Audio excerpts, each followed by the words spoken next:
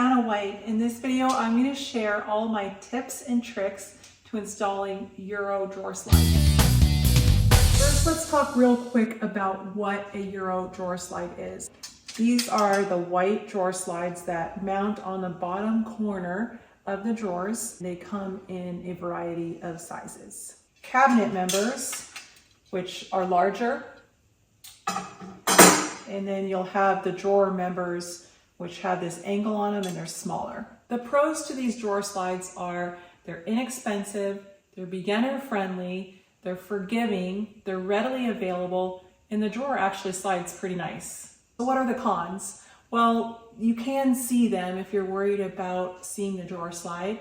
It is a little bit noisy when you open and close the drawer, so it's not a high-end drawer slide, and it only pulls the drawer out 3/4 of the way, so it's not a full extension drawer slide. Let's talk about the cabinet. You want to make sure your cabinet is really square, so if it's a parallelogram, your drawer is going to bind as it pushes in. Take a little bit of extra care when you're building your cabinet to make sure it's suitable for drawer slides. That being said, of all the drawer slides out there, these guys are the most forgiving.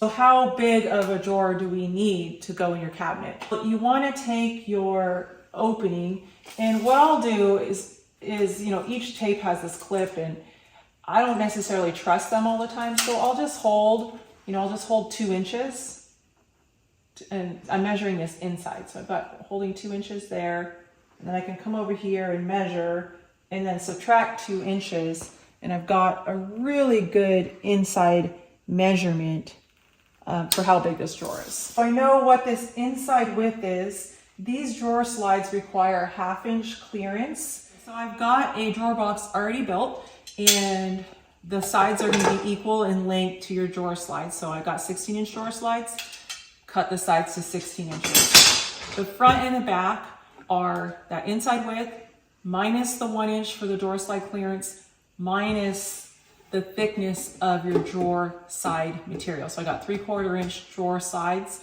so I subtracted an additional 1.5 inches. For the bottom, I just have 1/4 inch plywood, and it has to be cut very straight. I cut it on a table saw, attached it with wood glue and staples, and because these actually install on the bottom corner mount, it further reinforces your 1/4 inch plywood on the bottom. Your drawer bottom's not going to fall out on you. One thing you never want to do when making your box is make it too big. If you make it slightly too small, we can adjust for that. These are the drawer members, and they're a little bit smaller, and they have this angle on them. And there's a left and a right. How they go on the drawer is wheels will go to the back. So if this is the back of the drawer, the wheels will go to the back, but flush to the front. Got a pilot hole drill bit. And I'm going to drill in the middle of this oval hole because this gives me, it gives me a little bit of adjustment if I need to make this drawer slide just right. So I'm just going to drill my pilot hole. And drill the second one.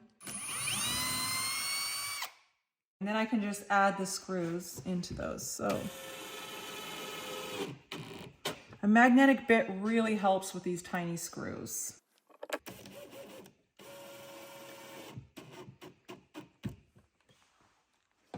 And then I'll just repeat that for the other drawer slide.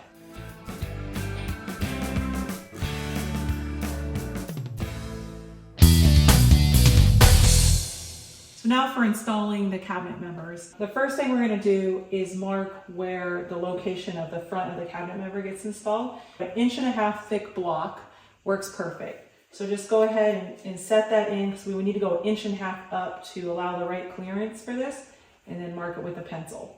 Okay, so the mark is for the screw hole, not the drawer slide, okay? So what we're gonna do is set the drawer slide cabinet member in place, and we're gonna pre-drill a hole. So this is the mark that I made with the 1x2, and this is the hole that I just pre-drilled. So I wanna use this oval adjustment hole so I can move it up or down. And I drilled the hole right in the middle of the line. So the line is for the screw. And notice this is set back just a tiny bit, about 1/8 of an inch. That's so the drawer face is always pulling in. I'm gonna set a screw in there now. I'm just gonna check and make sure the cabinet itself is level. And then I can install this drawer slide so it's level. So with my drawer slide sitting level, I can just go ahead and pre-drill the hole and then set the screw. I've got both drawer slides installed on the cabinet. I'm gonna go ahead and test out my drawer.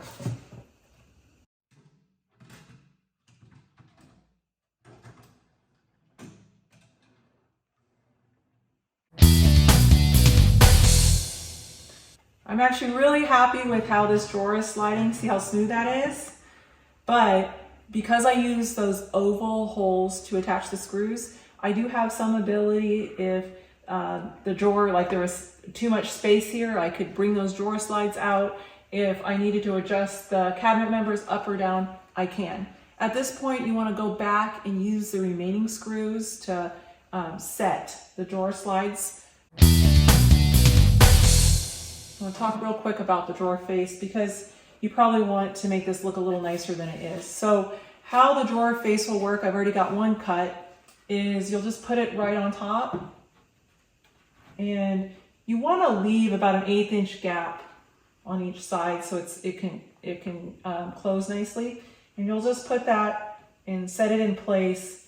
Tack it with a couple of 1 1/4 inch brad nails, and then remove the drawer and further attach it with some screws from the back just to make sure that drawer face isn't going anywhere. I better get back to work and get this dresser finished up. Thanks for watching this video to the end.